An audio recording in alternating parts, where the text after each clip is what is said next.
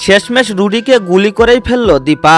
অনুরাগের ছোঁয়া ইতিহাসের সবচেয়ে ধাক্কা ধারানো পর্ব। সুপ্রিয় দর্শক, আজকের অনুরাগের ছোঁয়া পর্বে যা ঘটলো তা দেখে শুধু আপনি না, আমরাও শিউরে উঠেছি। সম্পর্কের জালে জড়ানো প্রতিশোধ, বিশ্বাসঘাতকতা আর এক মায়ের শেষ সিদ্ধান্ত, এই এক পর্বেই সবকিছু পাল্টে গেল। সব শুরু হলো তখন যখন সোনা এসে তার বাবার সামনে খুলে দিল সকল গোপন পর্দা। সে বলল, বাবা, ওরা সবাই কুমারের লোক, কুন্তলা কুমারের মেয়ে আর রুডি কুমারের নাতি। ওরা সবাই মিলে আমাকে ফাঁসিয়েছে, প্রতিশোধ নিতে চায় আমাদের উপর, ওরা আমাদের পথে বসাতে চায়। এ কথা শুনেই রেগে লাল রুডি। সে কিছু না বুঝেই সোনাকে মারতে চায়।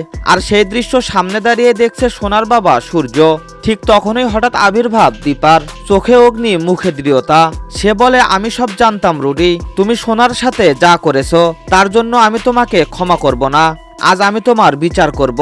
দীপা বন্দুক তুলে তাক করে রুডির দিকে, কিন্তু রুডি তখনও আত্মবিশ্বাসী। সে বলে, মামুনি, আপনি আমাকে মারতে পারবেন না, কারণ সোনা এখন প্রেগনেন্ট, সে আমার বাচ্চা ক্যারি করছে। আমি যদি মরে যাই তাহলে আপনার নাতি জন্মানোর আগেই অনাথ হয়ে যাবে, তখন আপনি কাকে মুখ দেখাবেন? এই কথা শুনে দীপার চোখে এক অদ্ভুত সিদ্ধান্তের ঝলক। সে আর কিছু না ভেবে এক মুহূর্ত দেরি না করে প্রচন্ড রাগ আর বেদনার সাথে গুলি ছুড়ে দেয় রুডির বুকে। চারপাশ থমকে যায়। সূর্য ও সোনা সবার চোখে অবিশ্বাস আর আতঙ্ক। রুডি ধপ করে লুটিয়ে পড়ে। এটাই কি রুডির শেষ, নাকি এখান থেকে শুরু হবে এক নতুন অধ্যায়? আর দীপার এই সিদ্ধান্ত ভুল নাকি ন্যায়ের জয়? বন্ধুরা, আপনাদের কাছে কি মনে হয়, দীপা কি কাজটা ঠিক করেছে আর রুডি কি মরার যোগ্য ছিল?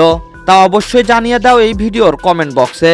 আর ভিডিওটি যদি ভালো লেগে থাকে তাহলে একটা লাইক দিয়ে চ্যানেলটাকে সাবস্ক্রাইব করো। আর এমনই আরো নাটকীয় আপডেট পেতে ঘন্টা আইকনে ক্লিক করতে ভুলবেন না।